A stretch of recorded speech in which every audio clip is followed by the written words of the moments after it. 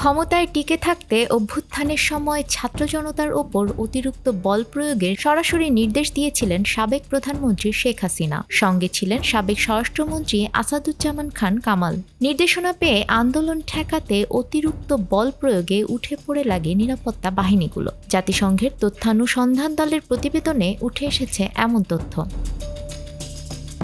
পাশাপাশি জুলাই আগস্টে বাংলাদেশে গুরুতর মানবাধিকার লঙ্ঘনের প্রমাণও পেয়েছে দলটি। বিচার বহির্ভূত হত্যা, নির্বিচারে মারণাস্ত্র দিয়ে গুলি চালানো, গ্রেপ্তার, আটক, নির্যাতন, চিকিৎসা পেতে বাধা দেওয়ার মতো গুরুতর মানবাধিকার লঙ্ঘন করে আওয়ামী লীগ ও বাংলাদেশের বাহিনীগুলো। প্রতিবেদনে র্যাব ও এনটিএমসিকে বিলুপ্ত করে দেওয়ার সুপারিশ করা হয়েছে। সেই সঙ্গে বাংলাদেশে কোনো রাজনৈতিক দলকে নিষেধাজ্ঞা দেয়া থেকে বিরত থাকার আহ্বান জানানো হয়েছে। শেখ হাসিনা সরকার বিদায় নেয়ার পর ১ জুলাই থেকে ১৫ আগস্ট পর্যন্ত বাংলাদেশের মানবাধিকার লঙ্ঘনের অনুসন্ধান করে জাতিসংঘ মানবাধিকার কমিশন। প্রতিবেদনে বলা হয়, পুলিশ, আধাসামরিক সেনাবাহিনীর এক কর্মকর্তা ও গোয়েন্দা সংস্থাগুলোর শীর্ষকর্তার সমন্বয়ে গঠিত কোর কমিটির সঙ্গে ২০ জুলাই থেকে নিয়মিত বৈঠক করতেন তৎকালীন স্বরাষ্ট্রমন্ত্রী। আন্দোলন দমাতে নানা পরামর্শ, বাহিনী মোতায়েন সহ অন্যান্য নির্দেশনা মাঠ পর্যায়ে দিত কোর কমিটি।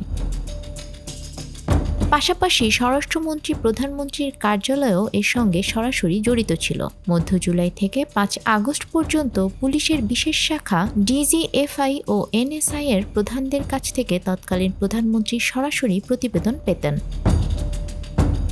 একই ধরনের উদ্বেগের কথা আগস্টের শুরুতেও তাকে জানানো হয়েছিল। ২৯ জুলাই মন্ত্রিপরিষদের বৈঠকে আন্দোলনের আদ্যোপান্ত প্রধানমন্ত্রীর সামনে তুলে ধরা হয়। আর আন্দোলনের সময় প্রধানমন্ত্রী ও তার জ্যেষ্ঠ উপদেষ্টারা সরাসরি ও টেলিফোনে নিরাপত্তা বাহিনীর শীর্ষ কর্মকর্তাদের আদেশ দেওয়ার পাশাপাশি অভিযান পর্যবেক্ষণ করতেন।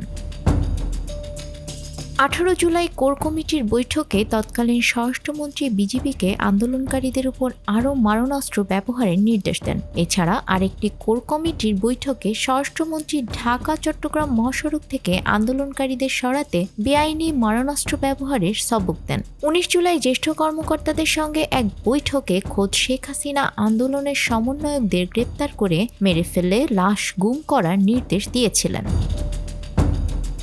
একাধিক জ্যেষ্ঠ কর্মকর্তার সাক্ষাৎকার অনুযায়ী শেখ হাসিনা ছাত্রনেতাদের নির্বিচারে গ্রেপ্তার করতে অনুমোদন দেন। আওয়ামী লীগ সরকার মাঠে সেনাবাহিনী নামিয়েছিল অন্য বাহিনীর মনোবল বাড়াতে। অন্য বাহিনী যখন নির্বিচারে আন্দোলনকারীদের উপর গুলি করছিল, তখন তারা তাদের সুরক্ষা দেয়নি।